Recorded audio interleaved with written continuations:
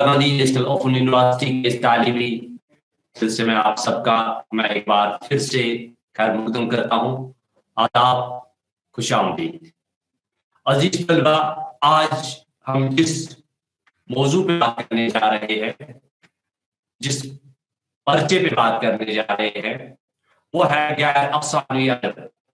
اس سے پہلے ہم نے افسانوی ادب کے حوالے سے ناول، افسانہ، ڈرامہ وغیرہ پہ بات کی تھی. اب اسی کے برعکس آج ہمارا جو دوسرا پرچہ ہے وہ ہے غیر افسانوی ادب. یعنی اس سے پہلے آپ نے دیکھا کہ جو بھی صنف ہمارے سامنے آئی، چاہے وہ ناول آیا، چاہے وہ افسانہ تھا، چاہے وہ ڈرامہ تھا، یا چاہے وہ داستان تھی، اس میں کوئی واقعہ ہوتا اور پھر اس واقعے کے ذریعے جو ہے ایک کہانی ترتیب دی جاتی. مگر آج آپ دیکھ رہے ہیں کہ ہم نے جو ہے اوپر سرخ رنگ میں لکھا ہے، ریڈ کلر میں لکھا ہے غیر افسانوی اصناف. یعنی صنف کی جگہ اصناف.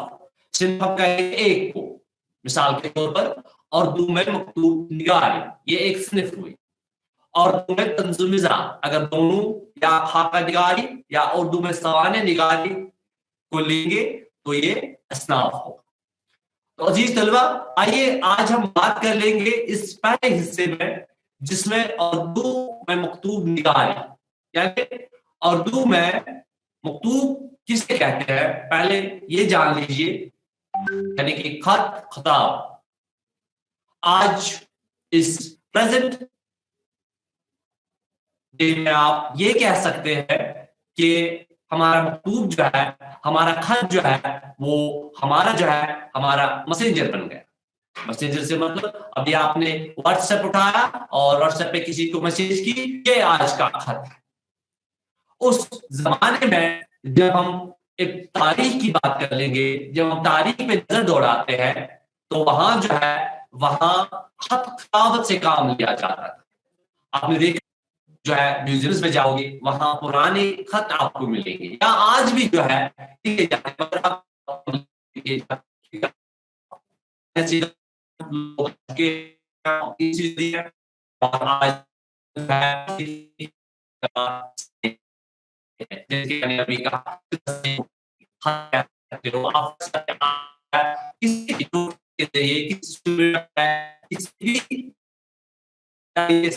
دوسرا پہنچاتے ہو. یہ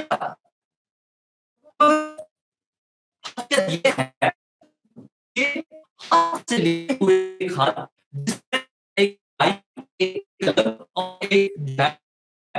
پیپر ہوتا ہے، اس کو پڑھنے اور ٹیکسٹ جو آپ کو جو ہے جس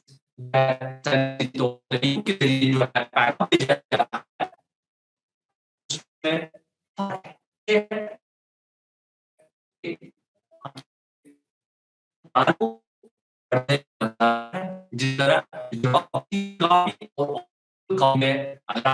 پوچھا جائے گا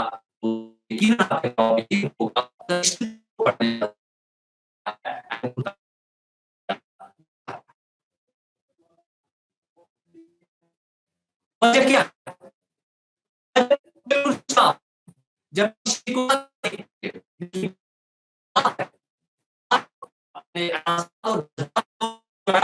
الفاظ پہنچاتے ہیں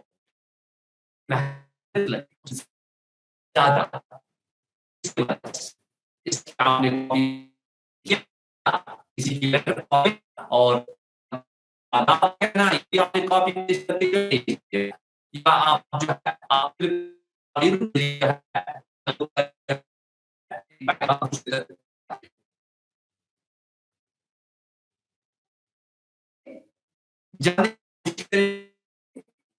کیا ہوتا کس طرح کیے جاتے ہیں.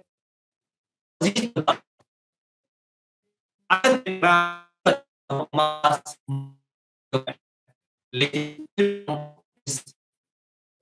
مختصر جو ہے آپ کے سامنے رکھنے کے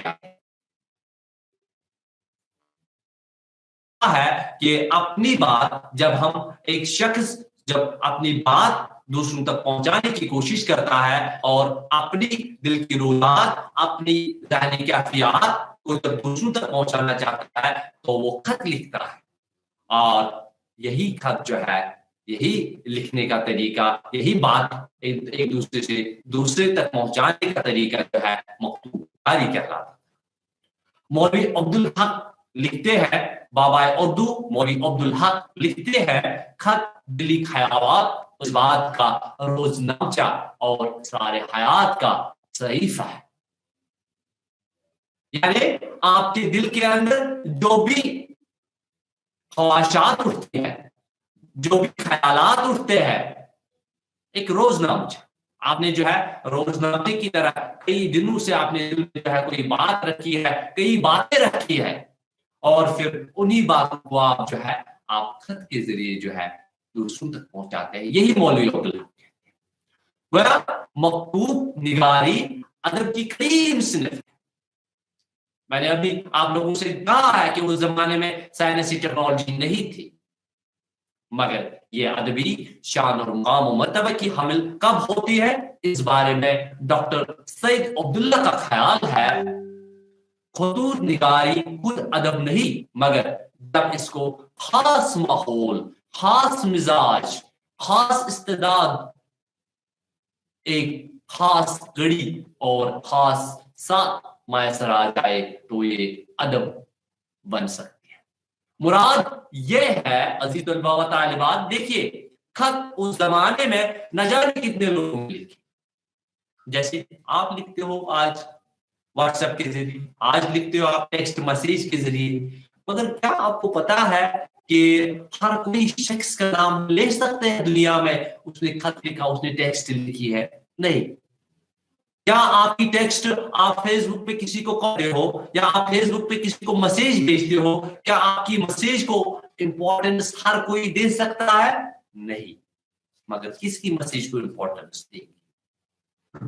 جس کی میسیج جو ہے ہماری سوسائٹی کے بارے میں ہوگا، جس کی میسیج جو ہے ہماری سوسائٹی میں آئے دن جو بھی مسائل ہو رہے ہیں ان پہ اگر کوئی کسی کو خط لکھتا ہے تو وہ چیز امپورٹنٹ بن جاتی ہے۔ دیکھیے میں وضاحت کر رہا ہوں، عبداللہ کا خیال ہے، ڈاکٹر سید عبداللہ کا خیال ہے خطوط نگاری خود ادب نہیں، ہر کوئی لکھتا ہے، مگر جب اس کو خاص ماحول، خاص مزاج، خاص استعداد، ایک خاص گھڑی اور خاص ساتھ میسر آ جائے تو یہ ادب بن سکتی ہے۔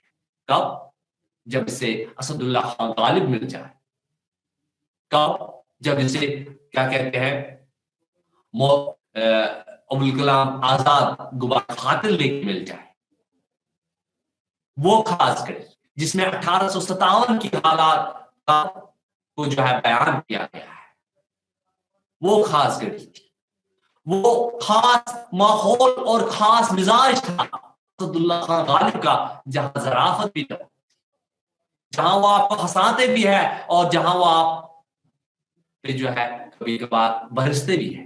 یہ خاص ماحول، یہ خاص گھڑی، یہ خاص ساتھ، یہ خاص ٹائم جب ایک خط میں بن جاتا ہے تو خط ادبی خط کہلاتا ہے۔ جب آپ کا جو ہے آپ نے جو ہے ابھی اپنے اس دلی کے ماحول کے بارے میں اپنے پرائم منسٹر، اپنے چیف منسٹر کو کوئی خط لکھا، اس خط کی امپورٹنس ہے، اس کے برعکس آپ نے اپنے دوست کو ذاتی نجی طور پہ کچھ خطوط لکھے ہیں، اس کی امپورٹنس نہیں دی جاتی، گویا وہی خط ادب بن جاتے ہیں، وہی خط ادب کا حصہ بن جاتے ہیں بقول ڈاکٹر سید عبداللہ، جن میں خاص مزاج، جن میں اس زمانے کی رداد۔ دراصل یہ اشارہ جو ہے یہ دو لائنیں جو ہے یہ ہمیں ان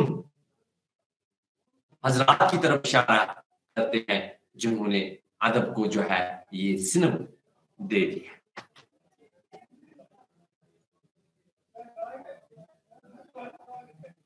اردو مکتوب نگاری کے فن اور ارتقاء کے مطالعے سے بیٹا یہ بات صاف واضح ہو جاتی ہے کہ اردو زبان میں مکتوب نگاری کا آغاز آج سے تقریباً 200 برس پہلے 19वीं सदी के वस्त में हुआ।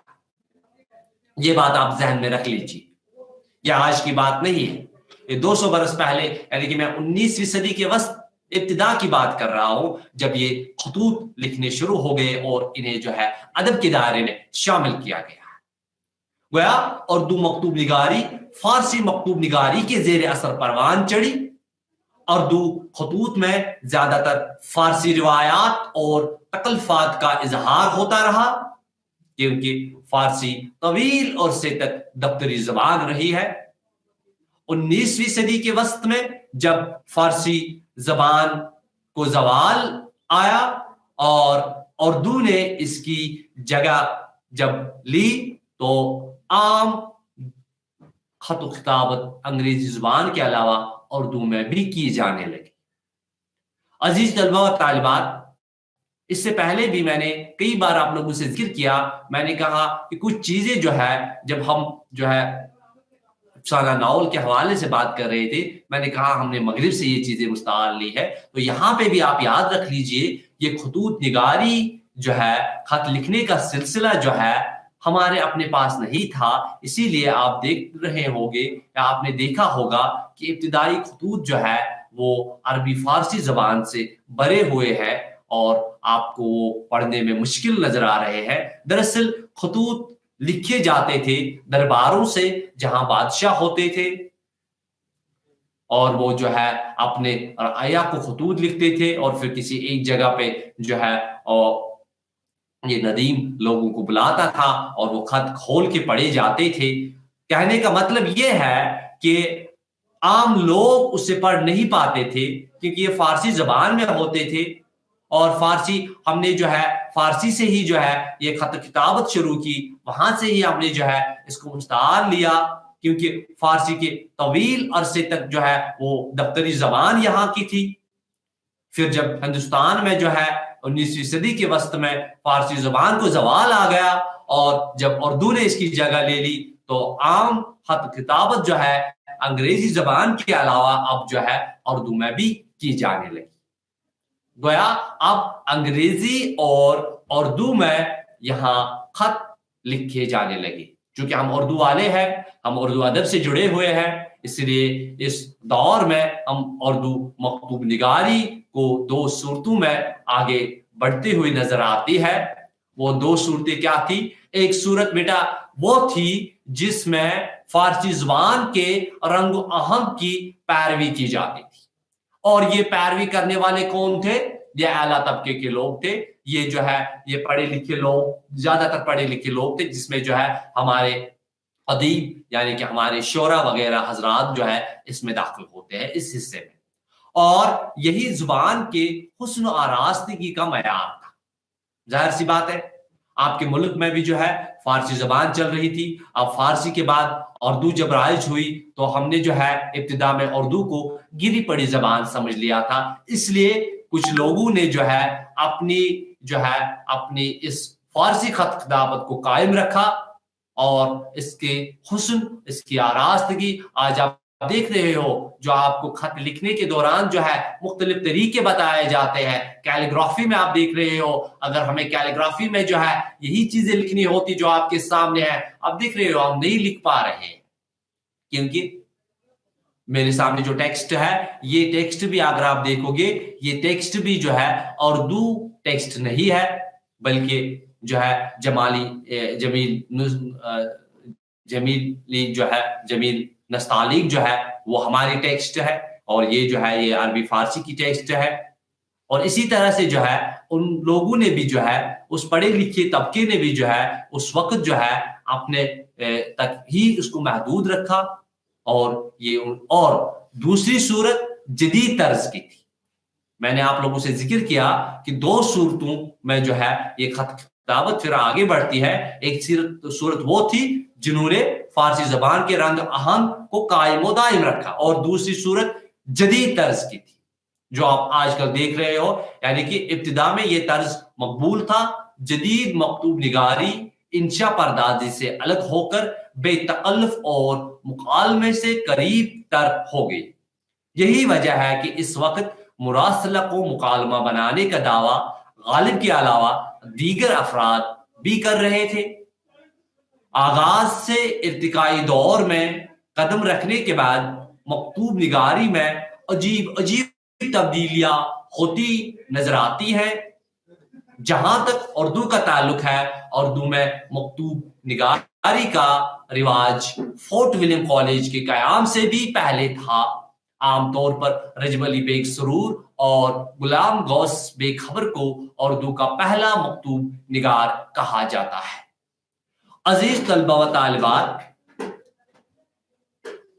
फोर्ट विलियम कॉलेज से पहले जो अंग्रेजों को नवार्ड अंग्रेजों को कलकत्ता में फोर्ट विलियम कॉलेज का जब कयाम किया गया था, लेकिन इससे पहले भी यहाँ खत लिखने का सिलसिला मौजूद है।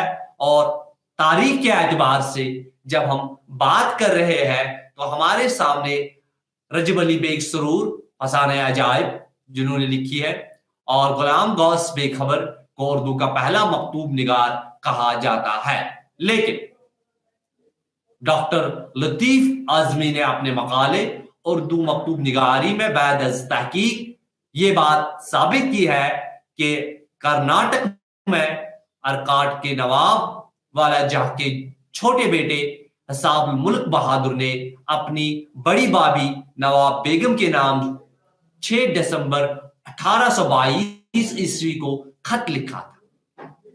डॉक्टर लतीफ आजमी की तहकीक के मुताबिक यह उर्दू का पहला खत है। यहां इख्तिलाफ है। कुछ लोग रजब अली बेग सरूर को उर्दू का पहला और गुलाम गौस बेखबर को पहला खतूत निगार मानते हैं, लेकिन वहीं पे हमारे डॉक्टर लतीफ आजमी इस चीज को नकारते हैं और वो कहते हैं कि 6 दिसंबर 1822 को पहला खत लिखा गया। डॉक्टर लतीफ आजमी की तहकीक के मुताबिक यह उर्दू का पहला खत है, और इसे उर्दू के बहुत बड़े नकाद ज्ञानचंद जैन और उन्वान चिश्ती ने भी इस तहकीक की तायीद की है, और उनका मानना भी यही है कि उर्दू का पहला खत हिसाब मुल्क बहादुर ने ही अपनी बड़ी बाबी नवाब बेगम के नाम 6 दिसंबर 1822 को ही लिखा था। ये जदीद तहकीक बताती है। खलीक अंजुम ने अपने मजमून गालिब और शाहान तैमूरिया में जान तपिश 1814 ईस्वी और रासिक अजीम आबादी 1822 दोनों की बाहमी मुरासलत यानी कि आपसी बातचीत का तज़किरा किया, और दोनों के खतूत दरियाफ्त भी किए हैं। यानी जाहिर है ये खतूत 1814 ईस्वी से पहले के हैं, तो इनकी कदामत साबित हो जाती है। देखिए, इस तरह से अब तीसरा मरहला ये आता है कि जान तबिश और रासिक अजीम दोनों की बाहमी मुरासलात का तज़किरा जब खलीक अंजुम करते हैं तो वो कहते हैं कि 1814 में ही उर्दू का पहला खत इन्हें नजर आता है। यहाँ हमने बात की थी 1806 से लेके, हमने बात की थी 1761 को लेके, और हमने अब बात की है 1814 के हवाले से भी। अजीज तलबा व तालिबात, इन तवारीख जो हमारे सामने मौजूद है, ये तारीख 1814 की हो, 1822 की हो, 1817 की हो, इनसे एक चीज तो साफ जाहिर होती है कि उर्दू का पहला खत किसने लिखा, कब लिखा, वो दरियाफ्त नहीं हुआ है। मुख्तलिफ नाक़दीन ने मुख्तलिफ तौर पर इसे साबित करने की कोशिश की है। प्रोफेसर सूर्या हसीन की तहकीक तसनीफ गारसा दतासी और दो खिदमात और अलमी कारनामे में उन्होंने दतासी की किताब समीम हिंदुस्तानी की मबादियात का तारुफ करवाया। इसमें गारसा दतासी ने उर्दू के 18 खतूत शामिल किए हैं जो हिंदुस्तान के मुख्तलिफ इलाकों से लिखे गए। इसमें कदीम तरीन खत जनवरी 1810 का है। देखिए, अभी ऊपर आप देख रहे हो, देखो 1814 तक हम आ गए हैं, लेकिन जब गारसा दतासी की बात करते हैं جس میں انہوں نے 18 خط اپنی کتاب میں شامل کیے ہیں، اس میں جو پرانا خط ہے وہ 1810 کا ہے۔ امید ہے کہ آپ لوگ یہ جو ہے یہ اس کنفیوژن سے باہر آ رہے ہوں گے، کیونکہ یہاں مختلف ناقدین مختلف جو ہے رائے پیش کرتے ہیں اردو کے پہلے خط کے حوالے سے۔ گویا مکتوب نگار افتخار الدین علی خان شہرت، جو کبھی فورٹ ولیم کالج میں ملازم بھی تھے، لکھتے ہیں جب مکتوب الہی کوئی منشی ہے، علاوہ ازیں حیدرآبادی شاعر شیر محمد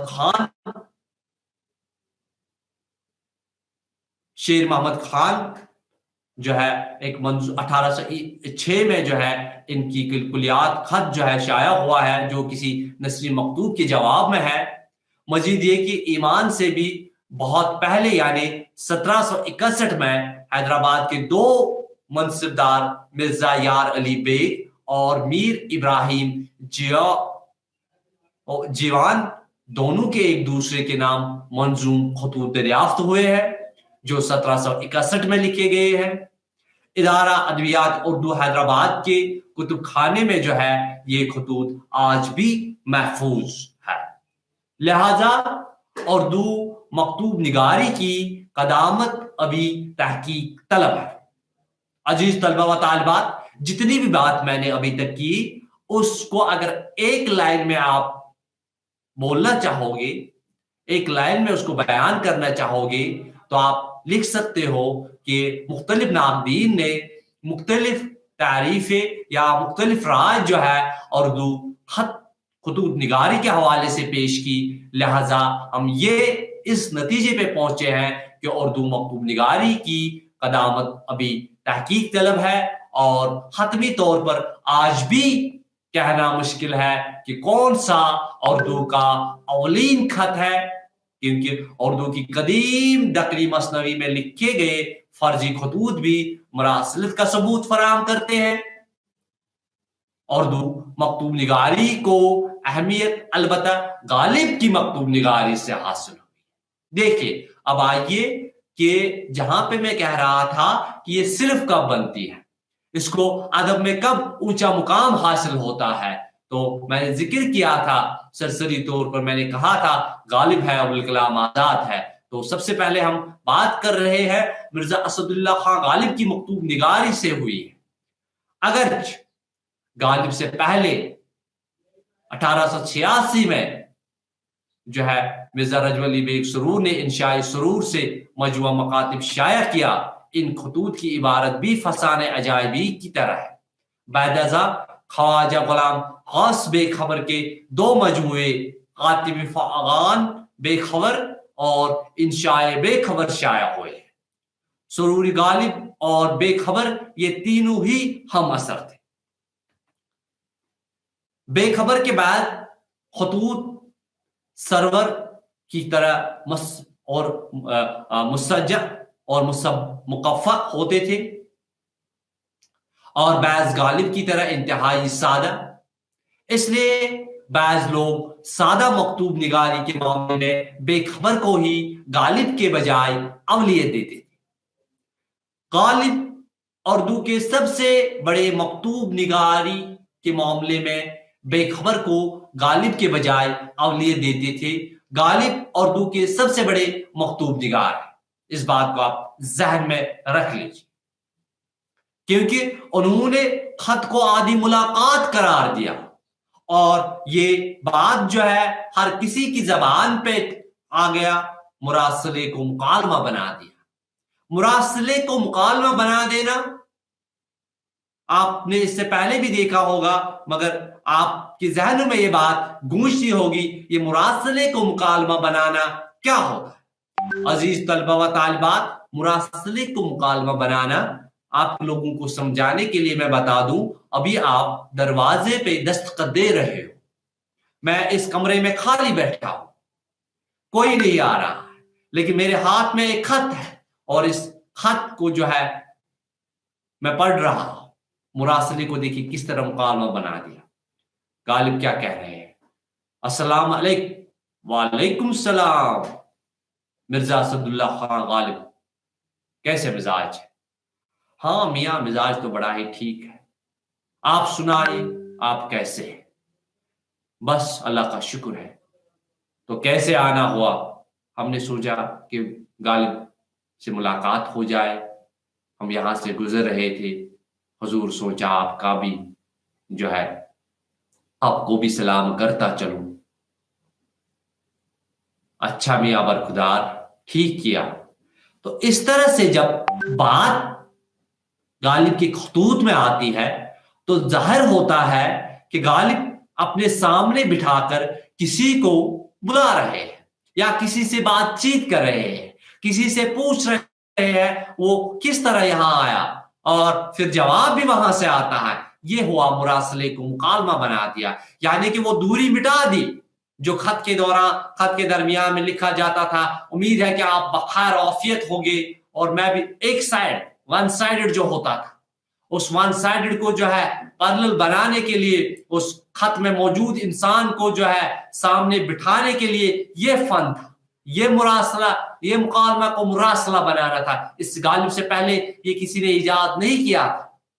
گویا مراسلے کو مکالمہ بنانا غالب کی ہی خصوصیت ہے۔ وہ شاعری میں جس قدر مشکل پسند تھے، مکتوب میں اتنا ہی سادہ اور سہل نگار تھے۔ ان کے بے شمار خطوط دستیاب ہوئے ہیں اور کئی مجموعے بھی شائع ہوئے ہیں جن میں اودھ ہندی، اردو معلّہ، مخاطب غالب، مہر غالب وغیرہ قابل ذکر ہے۔ ان خطوط میں آپ دیکھیں گے، ان خطوط میں یہی طرز اختیار کیا گیا ہے کہ آپ کو لگ رہا ہے کہ آپ کے سامنے کوئی شخص بیٹھا ہوا ہے جس سے آپ کی بات ہو رہی ہے، یعنی کہ دو بندوں کے درمیان جو ہے قالے ہو رہے ہیں، دو بندوں کے درمیان جو ہے آپسی گفتگو ہو رہی ہے۔ یہ ایک نیا طریقہ تھا خط لکھنے کا، بلکہ آپ کہیے کہ جدید خطوط نگاری کا آغاز یہاں سے ہوتا ہے۔ غالب کے بعد مکتوب نگاری کو بڑی اہمیت حاصل ہو گئی۔ یہ خط بالکل سادے ہو، آسان زبان، اور میں نے کہا آپ لوگوں سے کہ فن پارا کب، یہ فن کب بن جاتا ہے، ادب کا حصہ کب بن جاتا ہے، جب 1857 کی بغاوت غالب نے اس میں پیش کی۔ اور آج ہم یہ کہتے ہیں کہ اگر وہ تاریخ لکھی نہ گئی ہوتی پھر بھی غالب کے خطوط کو پڑھ کر وہ تاریخ بیان ہوتی، یعنی کہ اس طرح غالب نے اس میں جو ہے ایک ایک چیز کو جو ہے پیش کرنے کی کوشش کی، اپنے دوستوں کو بتانے کی کوشش کی، ان حالات سے آگاہ کرانے کی کوشش کی۔ اسد اللہ خان غالب نے تو یہ فن کا ایک حصہ بن گئی، یہ تاریخ کا بھی ایک حصہ بن گئی، یہ ادب کا بھی ایک حصہ بن گئی، اور بالکل جیسے اردو نثر کی ایک باضابطہ، جسے اردو نثر کی ایک باضابطہ صنف اب سمجھا جانے لگا۔ غالب کے بعد سر سید، مکاتب سر سید کے نام سے شایع احمد خان کے خطوط کا مجموعہ ہوا۔ مولانا حالی کے خطوط کا مجموعہ ان کے فرزند خواجہ سجاد حسین نے جو ہے 1925 میں جو ہے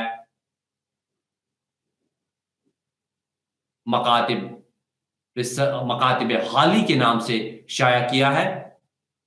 اس کے بعد جو ہے علامہ شبلی نعمانی کے مکاتب شبلی کے نام سے 2 جلدوں میں شائع ہوئے ہیں۔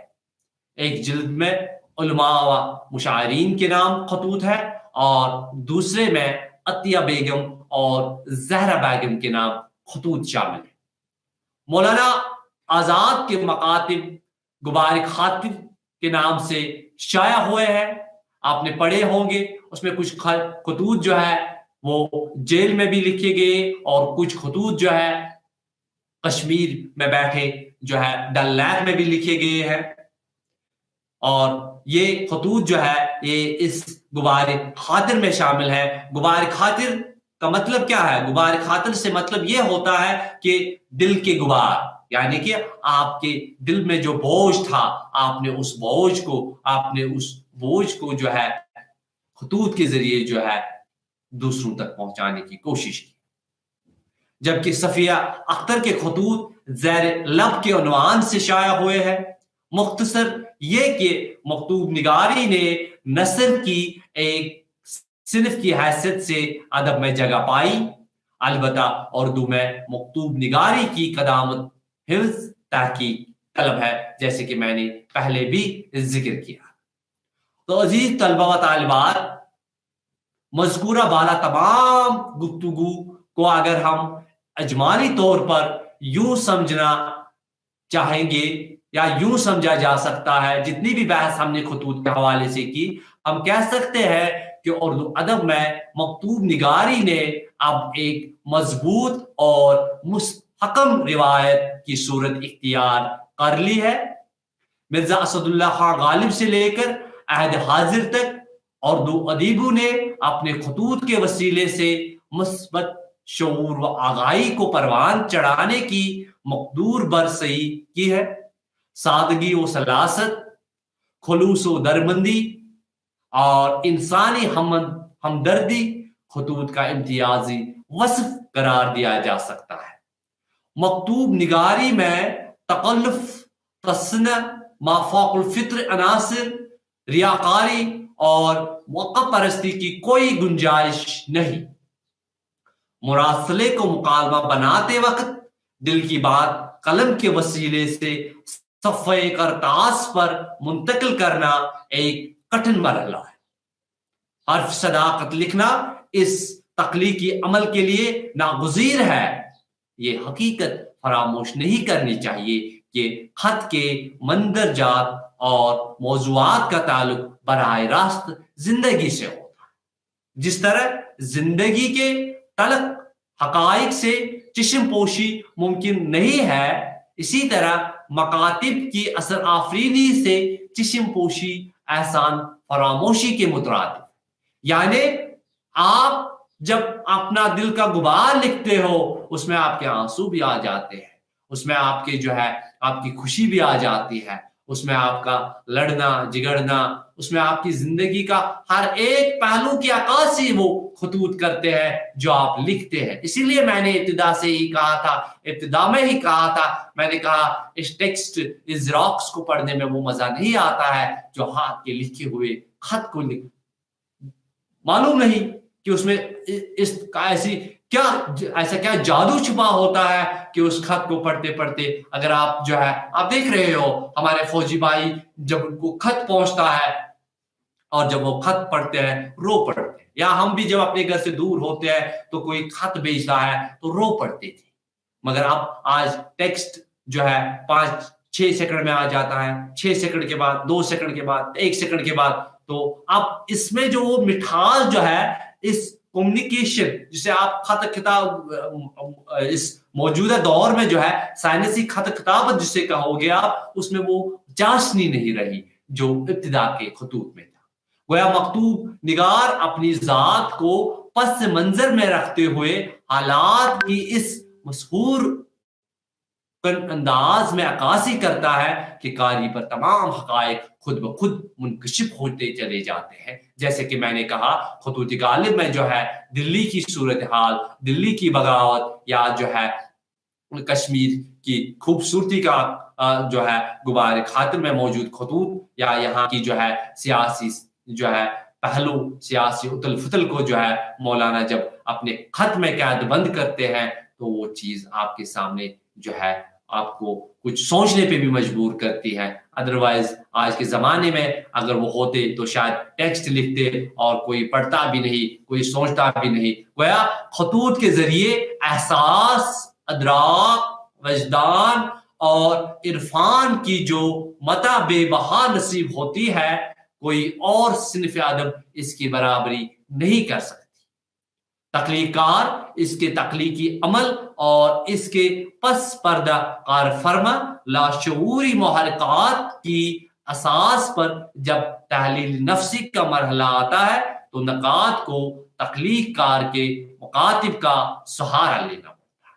تو عزیز طلبہ و طالبات، اس طرح سے ہم خط لکھتے ہیں، اس طرح سے خطوط کے ذریعے ہم اپنے احساسات اور اپنے جذبات کو دوسروں تک پہنچانے کی کوشش کرتے ہیں، اور اس طرح سے اپنی بات ہماری بات مکمل ہو جاتی۔ مگر آپ لوگ یہ ذہن میں رکھ لیجئے کہ ابتدا میں یہ پیپر، سیاہی اور قلم کے ذریعے اور کئی مہینوں یا کئی دنوں کا سفر طے کر کے مکتوب الہی تک پہنچتا تھا، یعنی کہ جس کو آپ خط لکھتے تھے اس تک یہ پہنچنے میں مہینے بھی لگ جاتا تھا. اس تک پہنچنے میں اس تک پہنچنے کا ذریعہ ڈاک خانہ نہیں تھا، پوسٹ آفس نہیں تھے، بلکہ پہنچانے کا طریقہ ہم نے کبوتروں سے کام لیا ہے. ہم نے اس کے لیے کسی بندے کو منتخب کیا اور پھر مختلف علاقوں سے، مختلف ریاستوں سے، مختلف ممالک سے اسی ہرکار کے ذریعے خط آپ کا ایک خط دوسرے تک پہنچانے کا ذریعہ تھا. تو عزیز طلبہ و طالبات، آئیے اب ہم اس پر مزید بات کرتے ہیں کہ جب بھی کسی تخلیقار کی حیات و خدمات پر تحقیقی کام کا آغاز ہوتا ہے تو محقق اس کے مکاتب کو اولین ماخذ کے طور پر اپنی تحقیقی کام کی اساس بناتا ہے. یاد رکھ لیجیے، ریسرچ میں اس کو امپورٹنس دی جاتی ہے. ابھی میں آپ لوگوں سے ذکر کر رہا تھا، یہ میں ادب کے حوالے سے کہہ رہا ہوں کہ جب آپ کسی پہ تحقیق کرنے جا رہے ہو، ابھی ابوالکلام کے غبار خاطر پہ یا ابوالکلام کی زندگی کے بارے میں میں تحقیق کرنا چاہتا ہوں، تو مجھے وہ خطوط پڑھنے ہوں گے. مجھے ان خطوط سے ان کی ذہنی ساخت یا اس میں کہیں اس زمانے کے حالات تو واقعات مجھے اچھی طرح سے دیکھنے کو ملیں. گویا مکاتب میں شگفتگی، شائستگی، صداقت، خلوص، دردمندی اور انسانی ہمدردی ان کے مؤثر ابلاغ کو یقینی بنانے والے عناصر ہیں. وقت گزرنے کے ساتھ ساتھ اقدار اور روایات کے معیار بدلتے رہتے ہیں، لیکن مکاتب کی دلکشی اور دل پذیری کا معیار ہر دور میں مسلم رہا ہے. محبتوں، چاہتوں، قربتوں اور عہد و پیمان کے امین خطوط کی اہمیت ہر دور میں موجود رہے گی. دور جدید میں برقی ذرائع ابلاغ نے حالات کی کایا اگرچہ پلٹ دی. فار ایگزامپل، آج ای میل، آج ایس ایم ایس، آج ٹیلی فون، آج واٹس ایپ، آج ایف جی میسنجر نے فاصلوں کی تنابی کھینچ دی ہے. اس کے باوجود خطوط نگاری اور ان کی ترسیل کا سلسلہ جاری و ساری ہے، اور یہ سلسلہ اس وقت تک جاری رہے گا جب تک جذبوں کی صداقت کا برہم قائم ہے. آئیے اب آج اس ترقی یافتہ دور میں اگرچہ انٹرنیٹ اور سوشل میڈیا نے لوگوں سے ربط کرنے میں آسانی کر دی ہے، لیکن اس کے باوجود لوگوں کو خط خطابت کی عادت نہیں چھوڑنی چاہیے. گویا مذکورہ باتوں سے معلوم ہوتا ہے کہ اردو میں مکاتب نگاری کی صنف قدیم اور توانا ہے. دور حاضر میں سائنسی ایجادات کے نتیجے میں ترسیل کے نئے نئے ذرائع وجود میں آ چکے ہیں، جس کی وجہ سے مکتوب نگاری میں کمی واقع ضرور ہوئی ہے، مگر اس کی اہمیت اب بھی مسلم ہے. اس میں کوئی کمی پیش نہیں آئی.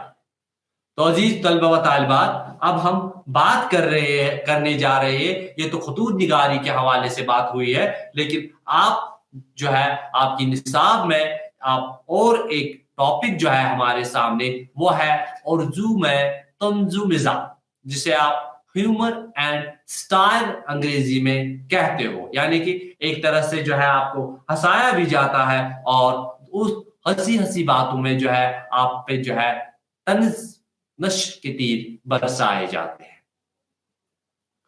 آئیے دیکھتے ہیں یہ طنز و مزاح کیا ہوتا ہے، کیا یہ ایک ہے یا الگ الگ ہے، اس پہ ہم بات کر لیں گے. عزیز طلبہ و طالبات، طنز و مزاح اردو ادب کا ایک قابل قدر شعبہ ہے جس کی روایات بہت قدیم ہے. حالانکہ شروع میں یہ صرف ایک انداز سخن تھا، لیکن آج یہ اردو ادب کی ایک باقاعدہ، مقبول اور مستمل صنف بن چکی ہے، جس کا انسانی زندگی سے نہایت ہی قریبی رشتہ ہے.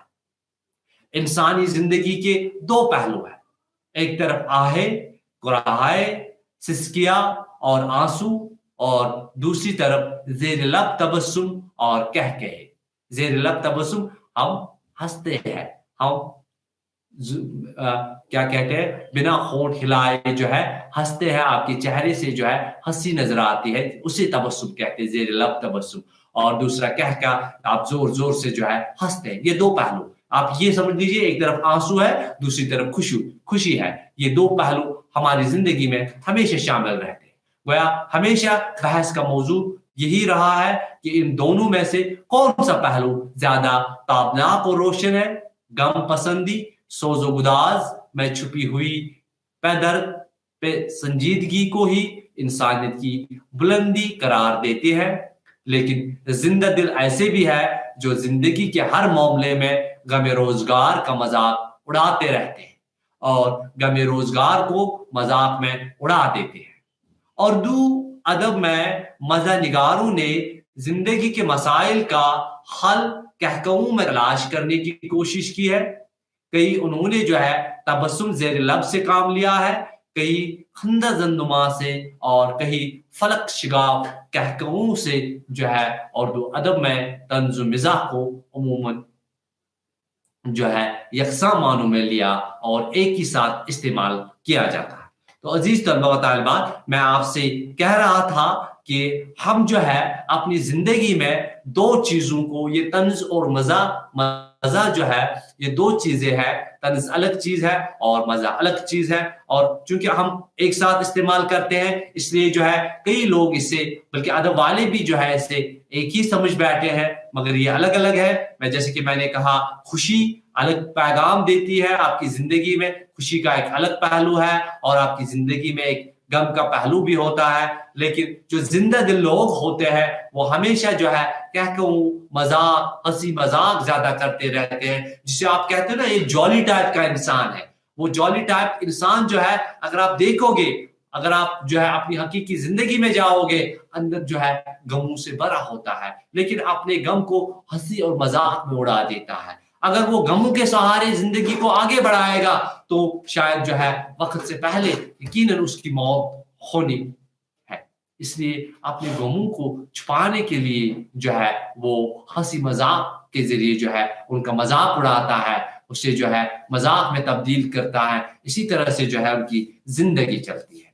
गोया जेर लब से काम लेता है, और कहीं खंदा जन्नुमा, और कहीं जो है फलक शिकाफ कहकों से जो है ये इंसान काम लेता है, जो अंदर ही अंदर जो है गमों का सताया होता है।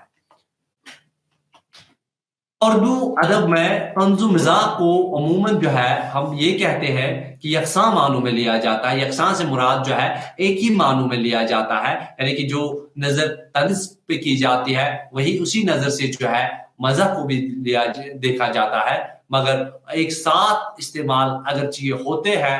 हालांकि तंज और मज़ा में फर्क है, दोनों की अपनी अपनी हदूद है, लेकिन इसके बावजूद अक्सर एक दूसरे के मुतवाज़ी भी चल रहे होते हैं, और बाज़ औक़ात तो इनकी सरहदें एक दूसरे से ऐसी मिली होती है कि इनको अलग करना दुश्वार हो जाता है। यहाँ जो है हमारे तालिब इल्म जो है इस चीज का शिकार हो जाते हैं कि ये एक ही है, सरहदें इनकी मिलती है मगर अलग अलग है।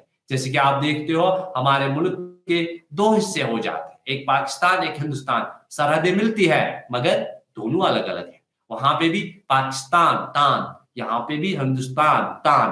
अगर तान तान को आप एक ही समझ बैठते हो, हिंदुस्तान और पाकिस्तान को एक ही समझ बैठते हो, ये आपकी भूल है। सरहदें मिलती है, सरहदें मिलती है मगर दोनों अलग अलग है। इसी तरह तंज अलग है, मजा अलग है।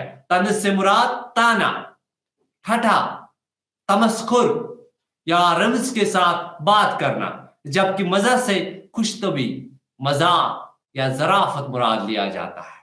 बकौले डॉक्टर रफीउद्दीन हाशमी, आमतौर पर तंज और मजा के अल्फाज को मिलाकर बतौर एक मरकब करके इस्तेमाल किया जाता है, मगर ये दो मुख्तलिफ माने अल्फाज है। मजा के लफ्जी माने हंसी मजाक, जबकि तंज के माने ताना या छेड़ के है। अनकोट। مشہور زمانہ مزاح نگار جناب سٹیفن لیکاک اپنی کتاب ہیومر اینڈ ہیومنٹی میں لکھتے ہیں، کیا لکھتے ہیں؟ کوٹ، وہ کہتے ہیں مزہ زندگی کی ناخواریوں کے اس ہمدردانہ شعور کا نام ہے جس کا فنکارانہ اظہار ہو جائے.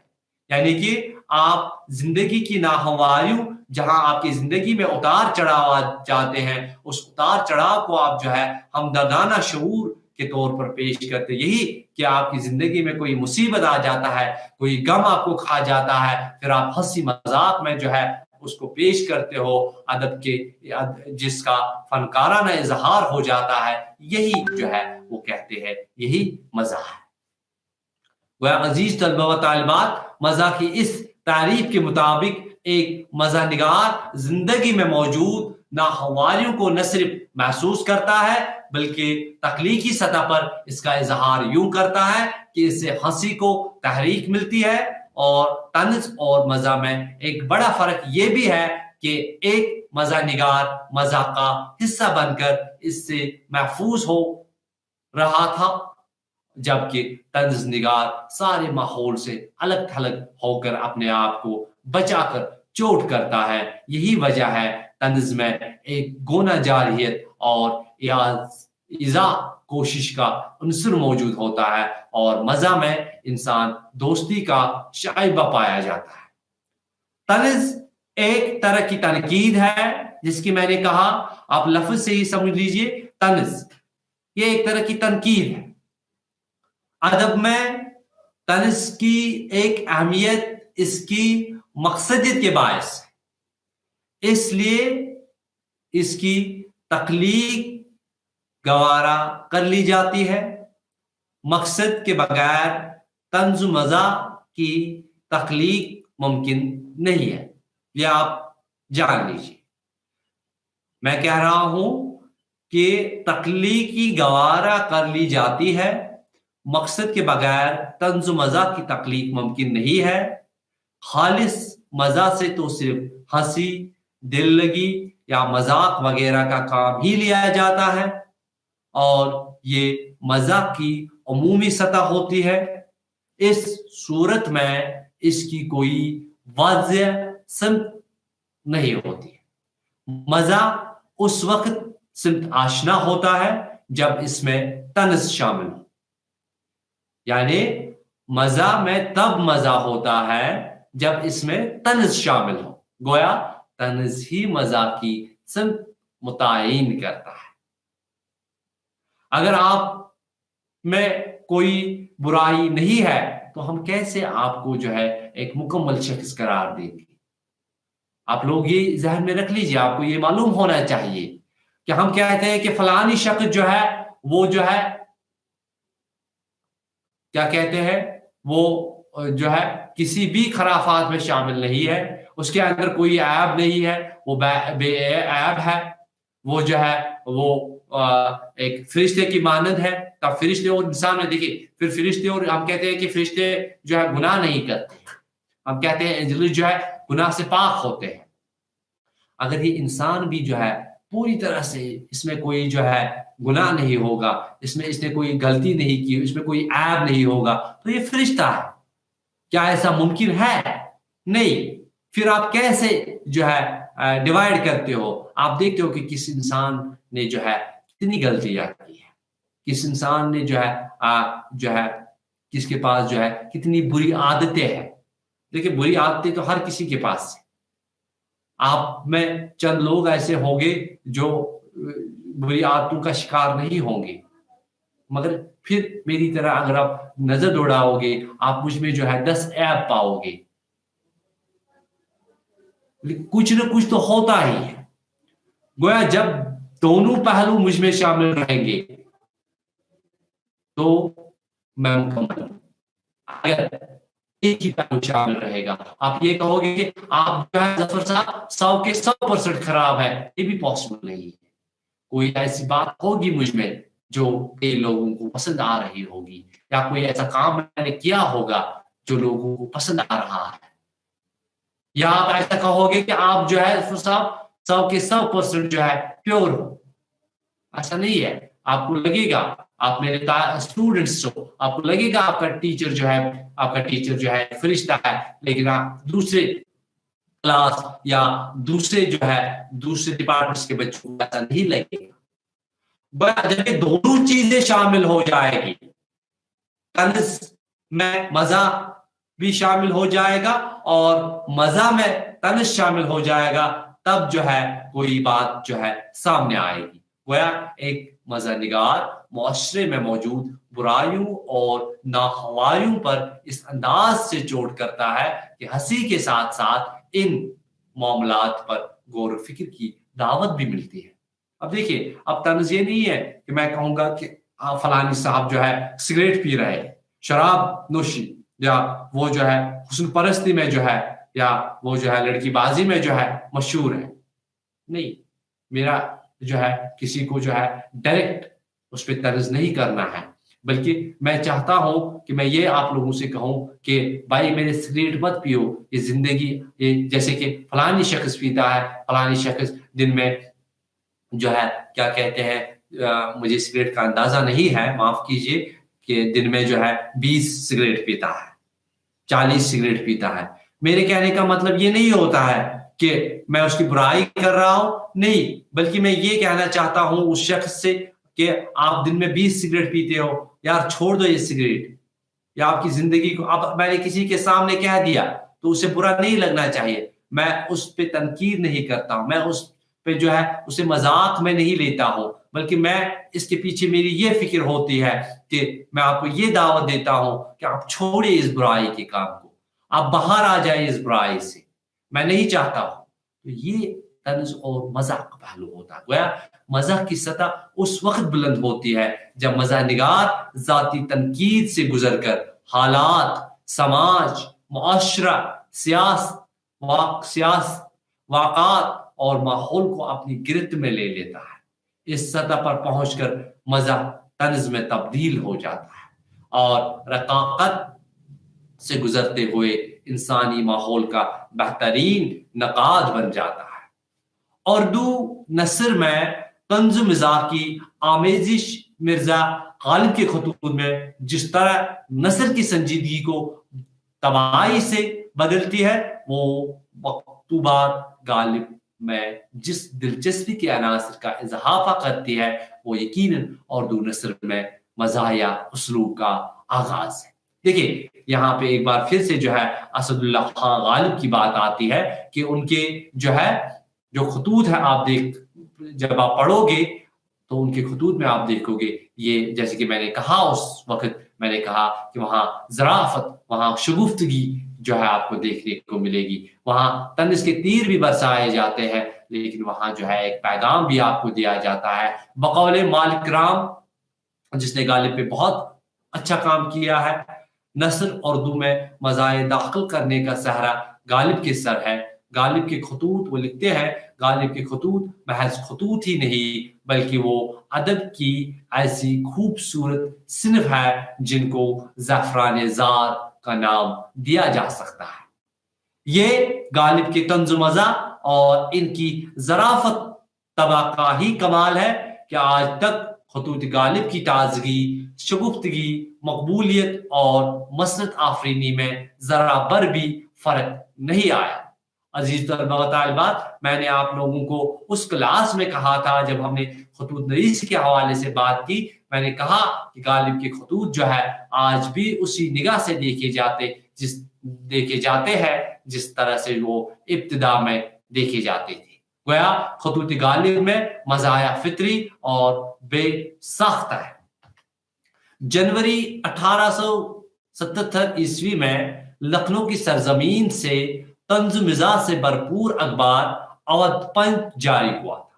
یہ آپ لوگ ذہن میں رکھ لیجئے، یہ اودھ پنچ جو ہے طنز و مزاح کی تاریخ کا ایک اہم پہلو ہے۔ اس اخبار کو اردو طنز و مزاح کے تیسرے دور میں شمار کیا جاتا ہے۔ اس کے مدیر جو ہے منشی سجاد حسین اپنی شگفت مزاجی اور طنزیہ و مزاحیہ تحریر کے لیے مشہور ہے۔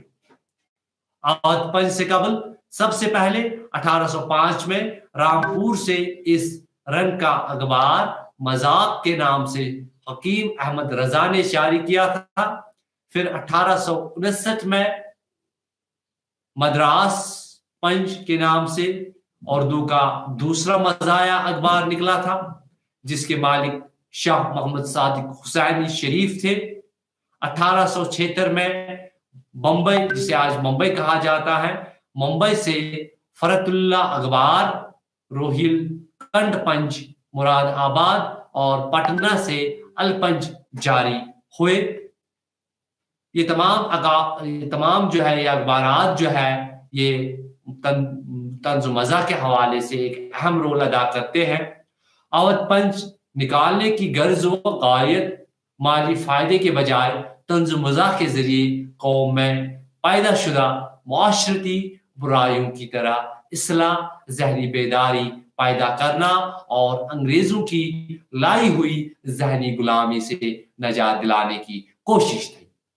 देखिए अजीज तलबा व तालिबात, ये अवध पंच जिसका जिक्र मैंने इब्तिदा में किया, मैंने कहा ये तारीख के एतबार से तंज़-ओ-निज़ाम में एक अहम मोड़, एक अहम मुकाम का हामिल है, क्योंकि यह अखबार जो है खाली पैसे कमाने में नहीं लगा था, बल्कि इस अखबार के जरिए जो है तंज के जरिए तीर बरसाए जाते थे और मज़ा के जरिए जो है मजाक उड़ाया जाता था, ताकि आपको जो है असल बात तक पहुंचाया जाए और आपको जो है ये इतला दी जाए कि किस तरह जो है अंग्रेजों की ज़हनी गुलामी से हमें नजात मिले।